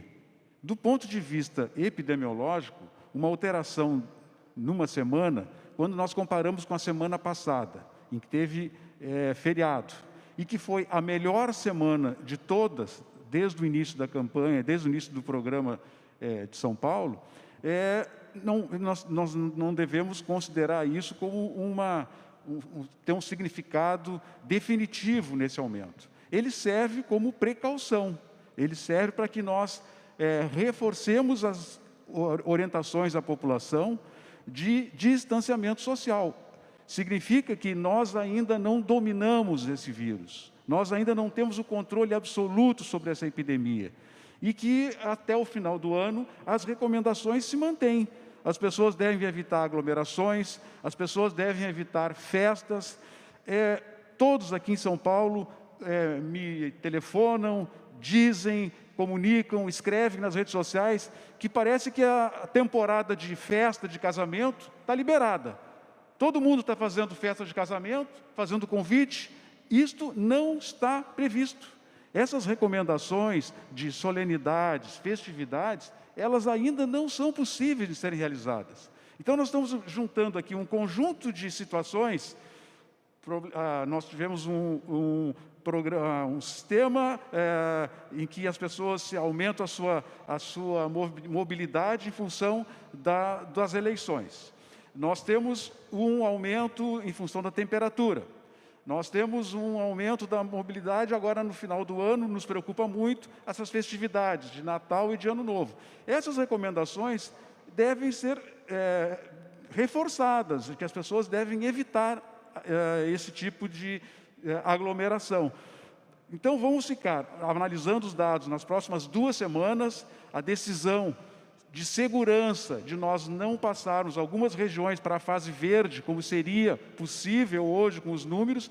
Vamos aguardar ter uma definição melhor desses números por parte do Ministério da Saúde e, a partir daí, a gente vai ter uma posição muito mais segura para as próximas semanas. Antes de ouvir o comentário ou do Medina ou do Jean, eu queria fazer aqui a você, Maria Manso, uma observação. Estamos adotando medidas restritivas, sim, e continuamos tendo o empenho do Governo do Estado, sempre seguindo a orientação do Centro de Contingência do Covid-19. A decisão de não anunciar hoje uma nova etapa de classificação do Plano São Paulo é exatamente nesse sentido. Cautela, cuidado e zelo. Jean. Gostaria de fazer uma consideração, isso é fundamental. Todas as minhas falas nas coletivas, eu começo, ainda estamos em quarentena. E me perguntaram, mas por que o senhor faz isso? Eu faço isso para lembrar que ainda estamos em quarentena. Reforço sempre que nós não estamos no nosso normal e sequer no nosso novo normal. Nosso novo normal virá ainda mais adiante.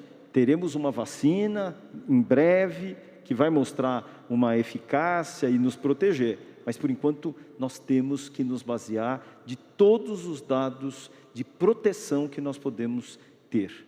Hoje, quando eu digo medo, eu diria respeito. Nós temos que respeitar o vírus e saber o impacto que ele pode trazer na vida de cada um de nós. Nós não podemos permitir com que tantas mortes que tiveram e que houveram no nosso país fiquem simplesmente caladas e esquecidas. Nós temos, por respeito a elas e pelo risco de termos mais mortes, temos que manter a vigilância, temos que manter todos os preceitos de distanciamento, uso de máscaras, evitando aglomeração. Basta ver nas redes sociais, as pessoas fazem festas, fazem encontros sem máscaras e de uma forma muito próxima. Nenhum governo vai ditar quais são as regras, mas vai orientá-las. Mas as pessoas vão ter que ter responsabilidade para acatar. Isso é ser responsável a si e a todos no seu entorno. Muito bem. Obrigado, Jean. Maria Manso, obrigado pelas perguntas. Vamos agora a uma pergunta online da agência F espanhola. Não, desculpe, perdão. Perdão, Maria Manso. Tinha uma segunda pergunta sua sobre FAPESP e eu já havia pedido a Patrícia Ellen para responder. Desculpe. Patrícia. Obrigada, governador. Bom, sobre a pergunta do artigo 627, especificamente da matéria que saiu hoje, Maria, nós estamos num trabalho, desde o início do governo, de termos um compromisso inegociável com investimentos em ciência e tecnologia. Nós tivemos, no início de 2019, já eu fui testemunha disso, um dos primeiros atos do governador, até antes de assumir, na véspera ali entre o Natal e o Ano Novo, foi deixar pronto um primeiro decreto que já saiu no dia 1º de janeiro, dia 2 de janeiro, desculpe, exatamente para devolver à FAPESP um recurso que havia sido retirado no final de 2018, tá, no valor ali de mais de 100 milhões de reais. Então, esse foi um dos primeiros atos. Outro ato muito importante, com relação à FAPESP, ao IPT, foi buscar uma complementação de investimentos e recursos privados também. No IPT, hoje, nós estamos aumentando o orçamento, porque não tínhamos como aumentar com recursos públicos, mantivemos com recursos públicos, estamos trabalhando com recursos privados. Semana que vem haverá um anúncio importante nesse sentido também, de confirmação de investimentos privados em ciência e tecnologia com impacto direto no Estado. Mas nós tivemos um desafio também muito grande, fiscal, e o Estado de São Paulo honra seu compromisso com o fiscal, com o balanço, né? Quem assina aqui a responsabilidade pelo balanço é o governador João Dória, e há sempre prioridades a serem trabalhadas. O que houve foi um grande debate com relação tanto ao PL 529 quanto 627, de como nós podemos trabalhar com esse cobertor que está curto, honrando o compromisso com a ciência e tecnologia. Esse compromisso foi mantido. A FAPESP e as universidades foram retiradas do PL 529 por decisão do governador, não foi uma decisão, iniciativa de outras partes, foi do governador João Dória, ao escutar a todas as partes e buscar uma solução que, ao mesmo tempo, mantivesse a responsabilidade fiscal. Agora, nessa última etapa, nós estamos num diálogo bastante intenso nas últimas semanas. Queria agradecer em especial a liderança do professor Zago, de todo o conselho da FAPESP também, que compreendeu o desafio do governo, e nós estamos atuando juntos para entender quais são as linhas de desafio orçamentário do governo, que envolve investimento em ciência e tecnologia, que poderíamos ter maior contribuição da FAPESP e de outros setores também. Estamos na fase final dessa discussão e vamos ter, sim, mais uma solução que busca esse equilíbrio entre o investimento na ciência e na tecnologia e a nossa responsabilidade fiscal. O caminho do meio é o caminho mais certo, mas ele toma esforço, ele toma muito trabalho, muito diálogo e um respeito muito grande à democracia, onde nós temos, sim, que ouvir opiniões diferentes, mas nós não vamos nos esquivar da nossa responsabilidade de honrar o compromisso com a ciência e tecnologia e termos, sim, responsabilidade fiscal e, principalmente, ajudar as pessoas que mais precisam. Muito obrigada. Obrigado, Patrícia. Obrigado, Maria Manso. Agora vamos a uma pergunta, agora sim, online, do correspondente da agência F espanhola, Antônio Torres. Torres, muito obrigado pela sua participação, aliás, mais uma vez, nessa coletiva. Você já está em tela. Passo a palavra a você para a sua pergunta. Muito boa tarde, senhor governador. Muito boa tarde a todos. Há 2 meses questionamos a agência F ao senhor governador sobre a possibilidade de haver um interesse de países da América Latina na Coronavac, junto com a Organização Pan-Americana de Saúde. Eu questiono se tem havido algum avanço, se tem havido algum país que se tenha mostrado interessado na Coronavac, que será produzida em São Paulo. E uma segunda pergunta sobre a vacinação obrigatória. Vocês, no governo de São Paulo, pretendem instaurar a vacinação obrigatória, mas não há um consenso científico sobre essa questão. Eu gostaria de saber também a sua opinião a respeito. Obrigado. Obrigado a você, Antônio Torres. Eu vou pedir ao nosso secretário da Saúde, Jean Gorenstein, para responder as 2 questões, mas já na primeira antecipo que sim, a resposta é positiva. O Instituto Butantan já recebeu consultas oficiais de países vizinhos aqui da América do Sul para a aquisição da vacina Coronavac, a vacina do Butantan, com o laboratório privado chinês Sinovac. Jean. Antônio, obrigado pela pergunta. Realmente nós já recebemos alguns países com tratativas inclusive mais avançadas, tanto com relação à Argentina e o Peru. Mas lembrando que tanto o Instituto Butantan como a Sinovac estarão participando de uma concorrência, de uma licitação, junto a um dos braços da Organização Mundial de Saúde, a PAHO, no sentido de também poder fazer a aquisição dessas vacinas para outros países da América Latina. Isso é importante.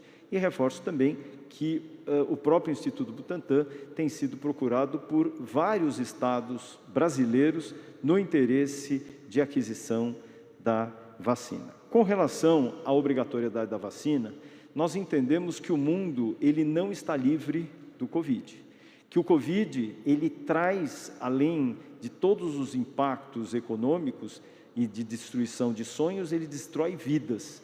E o governo que zela pela sua população, que preserva a sua população, ele tem que entender que ele tem que garantir a vida. A obrigatoriedade da vacinação, ela é uma dessas medidas que garante a proteção, tanto de crianças, quanto de adultos e idosos. E aqui, com relação ao Covid, não seria e não será diferente.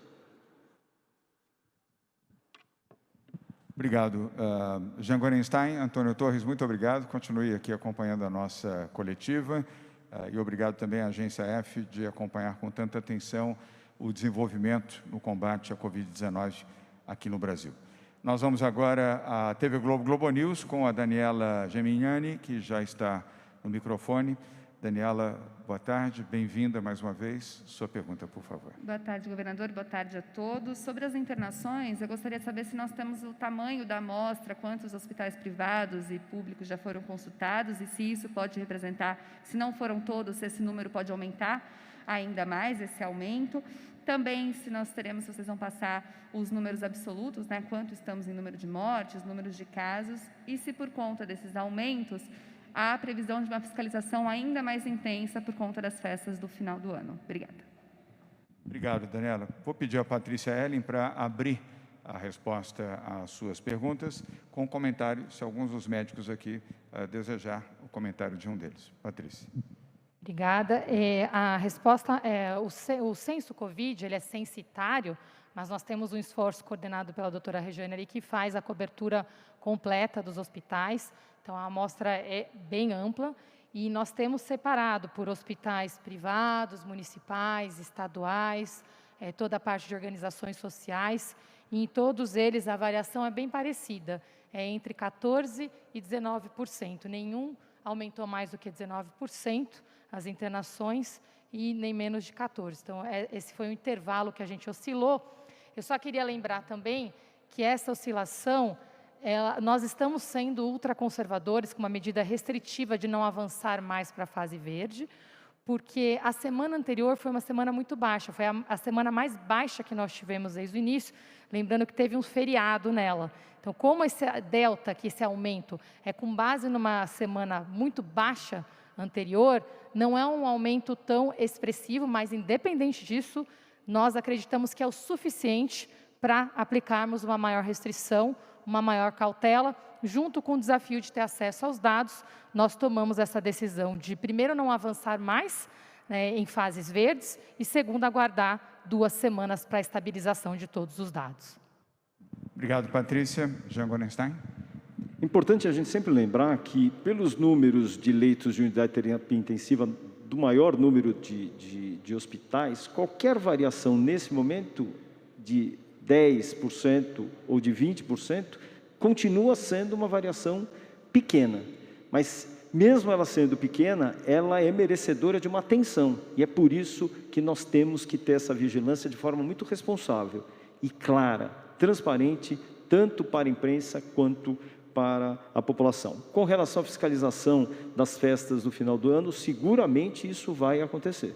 Isso é uma medida de exigência do governador João Dória, que acabou de fazer uma colocação exatamente nesse contexto, que nós precisamos estar mais vigilantes. E não só ser mais, estar mais presentes e multar, levar a penalização. Se nós estamos falando que máscara é lei e lei tem custo, então as pessoas vão ser multadas. Esse é o objetivo. Talvez assim nós traremos mais claridade na percepção que as pessoas devam estar tendo. Obrigado, Jean. Daniela, obrigado pelas suas perguntas. Vamos agora a Nani Cox, da Rádio Jovem Pan. Vamos ajustar o microfone ali, ajusta mais um pouquinho. Ei, Nani, bem-vinda. Boa tarde. Sua pergunta, por favor. Boa tarde, governador. Boa tarde para todo mundo. Governador, eu queria entender, vocês apresentaram o número de internações que aumentou, mas o de óbitos e os novos casos não. Eu queria entender, de fato, se é um aumento de circulação e entender direitinho o que isso significa. Tem uma segunda questão, em relação às eleições, acho que pode ser até direcionada para o Medina ou para o Gabardo. Teve muita aglomeração nesse domingo, principalmente nos locais que os candidatos que estavam à frente das pesquisas votaram. Então, Boulos, Márcio França, Russomano e Bruno Covas. O Medina chegou até a comentar que poderia ocorrer um aumento por causa dessa movimentação da eleição. Então, queria perguntar se existe uma expectativa de qual seria esse aumento, se o centro de contingência monitorou essa situação, essa movimentação desse domingo, se tem algum plano para o segundo turno. E uma última pergunta para o governador sobre as eleições também. O candidato Guilherme Boulos, ele tem se colocado muito como o oposto do senhor e do Bruno Covas. Então, caso ele ganhe, eu sei que é muito cedo para dizer isso, mas caso ele ganhe, vai ter algum problema no diálogo entre o governo do Estado e o governo municipal? É isso, obrigada. Obrigado. A Nani veio acelerada, né, Nani? Vamos então com a primeira pergunta sobre as internações com a Patrícia Erlen. Na sequência, o João Gabardo e o Zé Medina respondem sobre aglomerações nas eleições e a previsão para o dia 29 de novembro. E eu responderei a sua terceira e última pergunta. Patrícia. Se puder colocar de volta a página dos indicadores do Plano São Paulo, só para a gente esclarecer. Hoje nós temos o patamar limite de internações no Plano São Paulo para a fase verde, de 40 internações a cada 100 mil habitantes. Nós estamos com a média no estado de São Paulo de 29,8 internações a cada 100 mil habitantes. Então, nós temos uma sobra bastante grande aqui no que diz respeito ao crescimento de internações. Mas como houve essa instabilidade nos dados de casos e óbitos, que também são indicadores que pesam, nós exatamente estamos aguardando as próximas 2 semanas. Com o que nós conseguimos extrair nessa semana de dados, nós vimos uma estabilidade em casos e óbitos. Mas como foi essa extração? Teve vários dias sem dado nenhum, e aí teve dias que vieram todos os dados de uma vez. A gente vê aqueles picos ali na quantidade de casos e óbitos. Isso é o que nós recebemos do governo federal. Não veio por dia retroativo, veio tudo acumulado. Então, nós fizemos o cálculo da média diária para aquela semana. Nós precisamos de 2 semanas com dados normais novamente para podermos responder sua pergunta com relação a casos e óbitos. Mas, a princípio, há um cenário de estabilidade. Na página anterior a essa, nós mostramos, inclusive, que o patamar de internações está em torno de 1.000 internações, né, a média diária, que é muito menor, a gente já chegou até o dobro disso. No nosso pico, a gente estava ali com quase 2.000 internações por dia. O que nós não sabemos? Se esse aumento que nós tivemos essa semana, se ele permanecer, vamos supor aqui, tivermos mais 2 semanas assim, isso é muito ruim. Então, por isso que nós estamos tomando essa medida cautelar, número 1, de não avançar mais com mais regiões na fase verde. Número 2, reforçar com a população a importância de seguir os protocolos. Número 3, dar 2 semanas para acompanharmos os dados estáveis. Obrigado, Patrícia. Vamos então, Medina, Zé Medina. Muito obrigado pela pergunta. Em relação ao dia da eleição, foi um procedimento muito bem estruturado, bem organizado. Mais de 100 milhões de brasileiros foram às urnas de maneira bem organizada. O que preocupa são as atividades que aconteceram no entorno, principalmente durante a campanha eleitoral, onde uma boa parte da campanha é feito com eventos, com atividades corpo a corpo, principalmente que envolveu a eleição municipal, que envolve um número grande de candidatos a vereadores. Então, essa que é a preocupação nossa, quando nós falamos da preocupação com a eleição, eu estou falando todo o processo eleitoral, não só nesse dia. Mas é importante, mais uma vez, salientar que nós estamos em quarentena. Enquanto estivermos em quarentena, é para ter medo. A quarentena significa medo. E não é medo de você adquirir a doença só. É o medo de você, do conceito de cidadania, adquirir a doença e transmitir para outras pessoas, principalmente dentro da sua família, E para os jovens que estão circulando bastante, transmitir isso para idosos ou para pessoas que têm comorbidades, e aí sim o risco é muito maior de internação e o risco de um desfecho bastante desfavorável é muito maior. Você perder o pai, a mãe, o tio, o avô, por causa de um descuido seu. Obrigado, Medina. Nani, em relação à sua terceira e última pergunta sobre Guilherme Boulos, ainda bem que somos bem diferentes.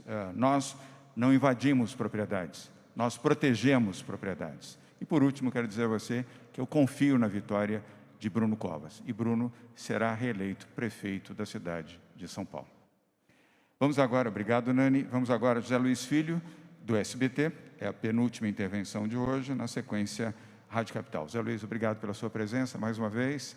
Boa tarde. Sua pergunta, por favor. Boa tarde, governador, secretária Ellen, a todos os secretários e os médicos presentes. Eu gostaria de saber da secretária Ellen se, mesmo esperando essas 2 semanas, confirmar que é possível ficar na fase verde, é possível ter, mesmo com essa confirmação, por precaução, alguma restrição dentro da fase verde e algumas regiões ainda que ficaram na amarela e avançaram com extensão de horários, se é possível, mesmo dentro da fase amarela, ainda restringir um pouco mais para garantir um pouco mais de segurança. Nós estamos vendo aqui também falar muito de medo, as pessoas estão com medo, todos estão com medo. Se há medo, não parece que há, porque os bares estão lotados, há festas, como o João Gabardo disse que estão ocorrendo. Eu gostaria de saber se há a possibilidade de haver uma articulação com as prefeituras de todas as regiões de São Paulo para haver maior fiscalização de bares, restaurantes, festas, aglomerações. É isso. Obrigado, Zé Luiz. Importante sua pergunta. Patrícia Ellen. No final eu faço um comentário. Patrícia. Bom, um ponto importante, primeiro, é que desde o início da gestão da pandemia, uma coisa que nós sempre realizamos é tomar decisões com base nos dados do dia, com total transparência para todos vocês. Nós precisamos evitar essa vontade, às vezes, de fazer futurologia, né? Nós estamos falando de vidas e há muita responsabilidade nas decisões que estão sendo tomadas aqui. Então, nós vamos continuar acompanhando o dia a dia.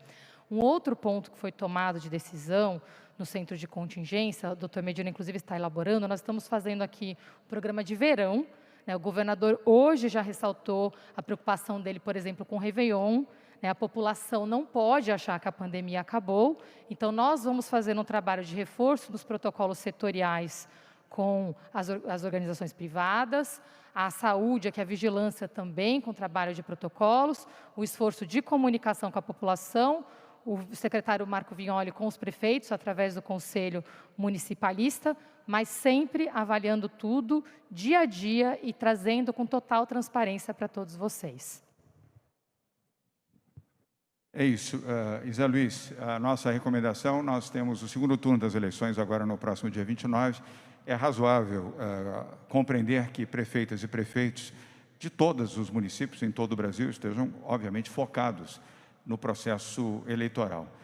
Mas nós vamos chamar a atenção de todos os prefeitos e prefeitas aqui do Estado de São Paulo, logo após o término desse segundo turno, com um conjunto de recomendações da Secretaria de Saúde do Estado de São Paulo e do Centro de Contingência do Covid-19. E obrigado pelas suas perguntas. Vamos agora a Carla Mota. Carla, hoje você faz a última pergunta da coletiva. Obrigado por estar aqui conosco mais uma vez. Sua pergunta, por favor. Obrigada, boa tarde a todos. Bom, eu queria entender melhor essa questão dos dados que não estão sendo disponibilizados pelo governo federal. As prefeituras paulistas mandam para o Ministério da Saúde, que repassam para o governo do Estado. Queria que vocês explicassem. Sobre a vacina, a gente sabe aí que algumas vacinas contra a Covid que estão aí em estudo têm anunciado aí suas capacidades de eficácia nos últimos dias.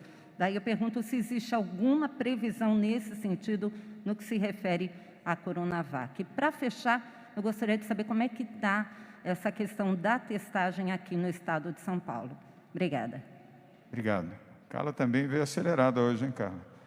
Então vamos...